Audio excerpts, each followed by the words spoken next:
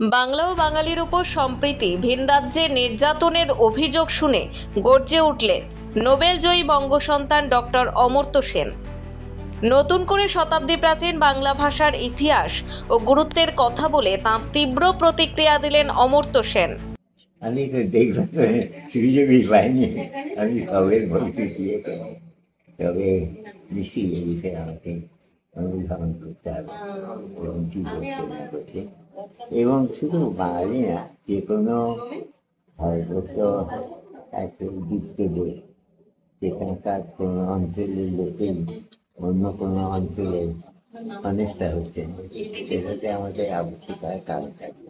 তা বাঙালি হোক, বাংলাদেশি হোক, পাঞ্জাবি হোক, যে কোনো জায়গা থেকেই সমস্ত দেশেই মানুষকে, প্রথমটা সব মানুষকেই সম্মান দেওয়া, আর বিশেষত স্বদেশী মানুষকে যে তাদের যে অধিকার আছে সেগুলো মূল্য স্বীকার করা বেশি প্রয়োজন আমার।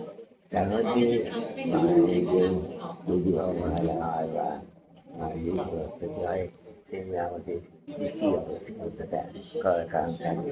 কিন্তু এটা শুধু বাঙালির প্রশ্ন না, এটা একটা যুক্ত দেশ ভারতবর্ষের, যে তাদের নাগরিক যে এবং তাদের সঙ্গে যুক্ত মানুষদের যে অধিকার এবং তাদের আনন্দ করে থাকার সুযোগ, সেগুলো তো আমাদের মানতে হবে।